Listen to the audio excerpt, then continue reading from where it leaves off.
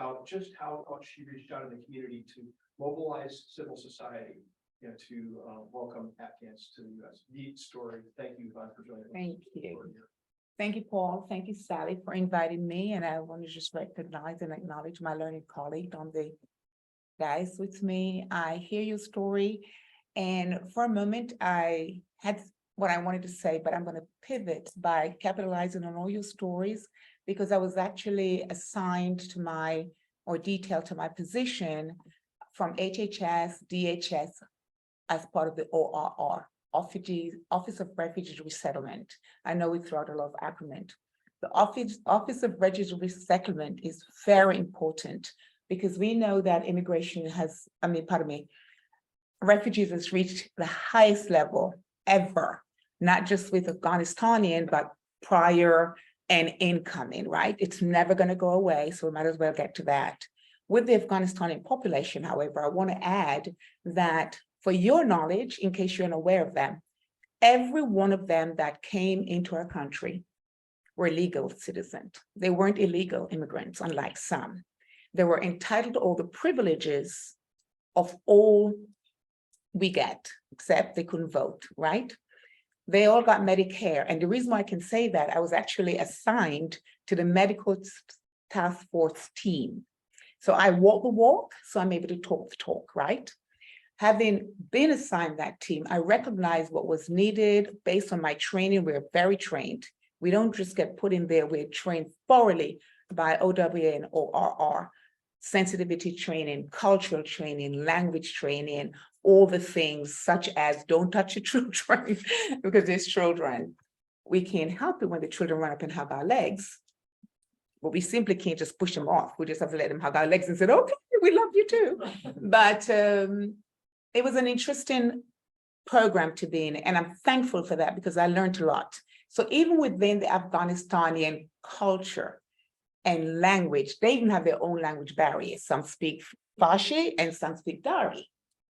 So we also have to have the multiple interpreters. And fortunately, because we had such a great Afghanistani community in the United States around the nation, we were able to get qualified, trained interpreters for both languages.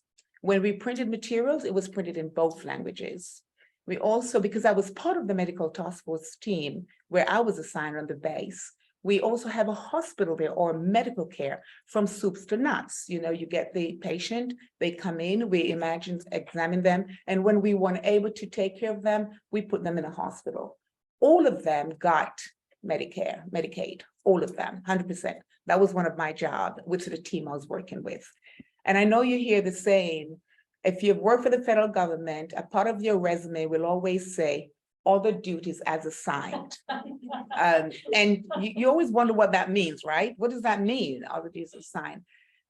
But because I love what I was doing, I knew the patient based on paperwork, not always knowing the patient, because I didn't deal with them directly, but I saw them, I saw their diagnosis, I saw what their needs were, I saw how we could manage them. So we had to make sure they were taken care of.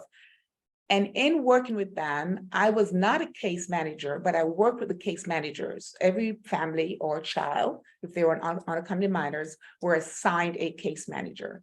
And we were all in one big ORR office. So we knew each other and we worked very well together. And one of the things I noticed is that, well, first of all, we also did English as a second language. And I will tell you that class was always packed with women. Okay, because we only were able to work with women. We did not, as a woman, we did not work with the men. The men worked with the men. And that class was always packed. They wanted so badly to learn. They were so anxious because they recognized that once they were resettled in corporate America, they needed that skill set. And they worked so hard. One thing about the Afghanistani ladies is if you have 50 people in a class, you have to have 50 notepads that looks identical. You cannot have one that looks like this and one that looks like this. So we recognize that there's also that they're women competitiveness, right? So we always want to make sure that they were happy. We gave them all the tools they needed. So in working as others' duties assigned, I helped out my caseworkers when I was free to help with teaching English as a second language.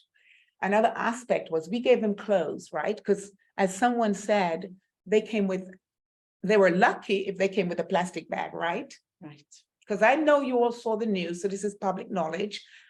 They were on these planes with nothing except perhaps their paper, just some papers that they may have. Quite a number of them were already US citizens. Let me remind you of that also. And quite a number of them had green cards because they were already working with the government. So that was very helpful for us to resettle them quicker because a lot of them also had family in the United States across the nation. And what we try to do, because I'm part of the resettlement, we try to, if they had an uncle or a brother, or even a best friend, we try to put them in the same area to continue that community bonding, because being part of ORR, we recognize that it takes a village, and it truly is a village in the Afghanistani community. They have cultural that the children and the wives, they have more than one wives. So the wives and the children, they take care of everyone else's children. So you really couldn't tell, is that your mommy or is that your mommy? They call them all aunties or all mommies. So it was just a very interesting or dynamic personal relationship. But I noticed one thing. So I took them to other duties assigned. I assisted the caseworker by taking the ladies to get clothes, because again, they have nothing. But the US government and volunteers, you know, the clothes, they just, I mean, I have to tell you, the American people are so incredibly generous. But I do believe that most American people understand the proverb, to whom much is given, much is expected, right? So you have no problem donating. So we got a lot of donated items, brand new. I'm not saying we got used or anything like that. So I take the ladies to get their clothes and the children, because usually children come with us. And I realized, much as I love the government, there's one thing that the women didn't get. And if there's any ladies in here, there's nothing as beautiful as pretty lingerie, but we didn't have bras for the women. So we were giving them everything else except bras. And I was thinking, how can I live without a bra?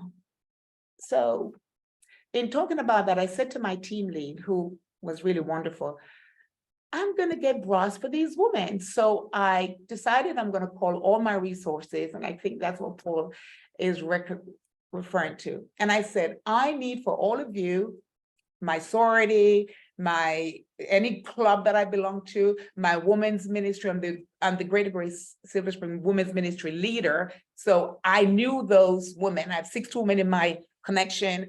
I need bras for these women. And at the site I was at, we had almost over 10,000 family members. And they all came and sent the bras to us. They were sending bras, and they'll ship them to my hotel. I'll drive them on base in my trunk. And I didn't put them in with the collection. For some reason, and I really believe it might have been spiritual, I felt I needed to do something else. So I said to my, can you give me a room? Because, you know, we were on a certain base and we had rooms that we could have used. And he gave me this room, and we changed this room into a beautiful atmosphere. I put down carpeting, little couches and beds and lamps and flowers, and then I'll distribute my bras in there. But I did not know that there was a bigger picture to this. So my team lead decided he's gonna, and then the woman would come. I said, if you don't get bras, come see me. I have bras, right? And I got really beautiful bras. Thank you, my friends, if they are listening. And the woman, one would come, and then 2 would come, and then they start getting big, and 3 would come, and then I'm like, okay, this is my other duties as a sign. But my team was so amazing. My team is like, go get it. We'll figure out the other part. Go give them, serve them. So in serving them, my team lead reported it out that we were doing this sidebar thing that was, and he labeled it Yvonne's closet. And the good thing about that was, not that I want him to label it, but it's like, anyone's going to, so they'll come Yvonne's closet, and I'm like, oh, you want bras, right? But there's some positive things in this, which I didn't even see this result, right? In reporting out, we have to report at the meeting at the end of the day to the commander. So every team lead, my team lead got to work with the USCRS person, right? Yes, you're And we know what that they do, right? They're the psychological people, they help with the mental health and so forth. And with him working on it, she was like, oh my God, that's a great idea. Let's start serving tea. Well, it wasn't really that we wanted to serve tea, but what it did, it created a safe environment for the woman. We were able to get the woman to have some sense of privacy that they could then share what they were going through in terms of domestic violence, mental health, I need help with my children, and so forth. And for me, that was probably the biggest and the ultimate goal, because most Afghanistani women, they're never allowed, well, I wouldn't use the word allowed because I can't really say that for a fact, but they never seem to be alone. Their husbands are always with them, or their mother-in-law are always with them, or someone is always with them. Correct me if I'm wrong, they're never usually walking on their own.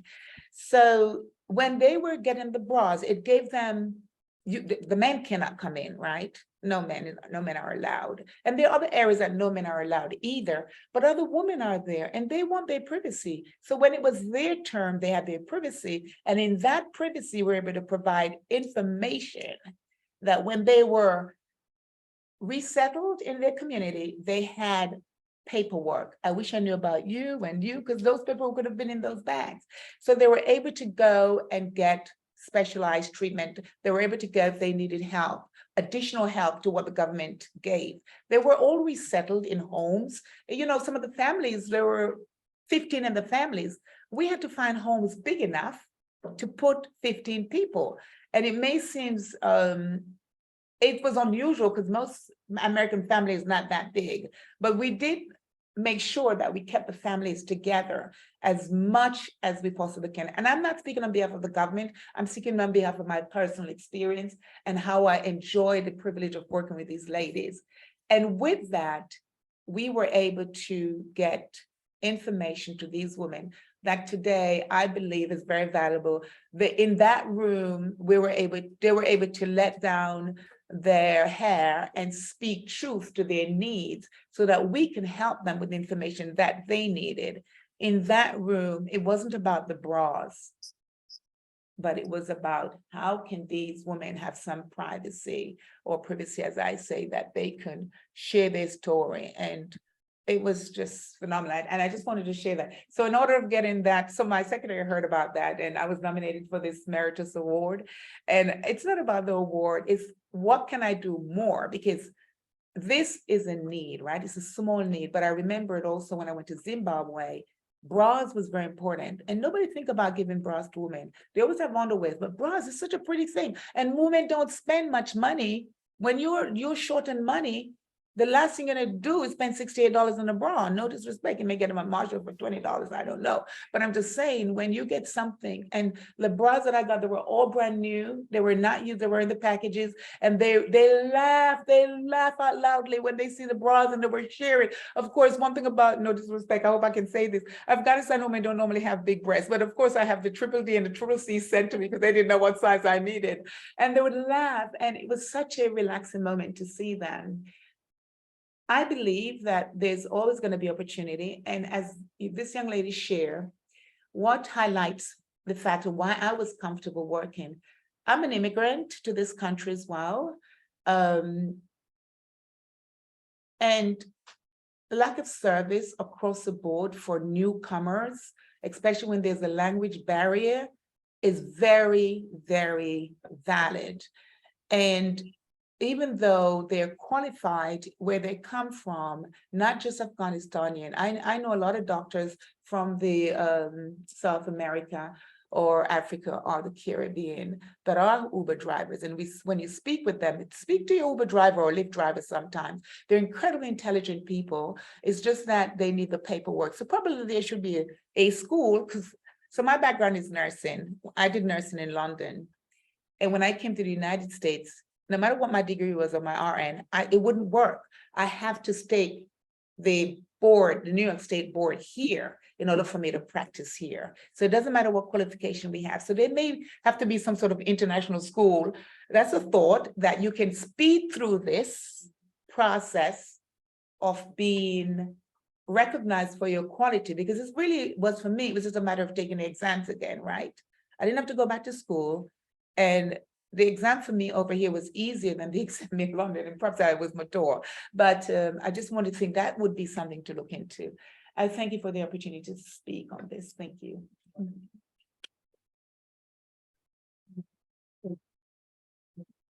So now we have questions for Yvonne, or you have questions for other panelists as well. 15 minutes. Thank you. This is great.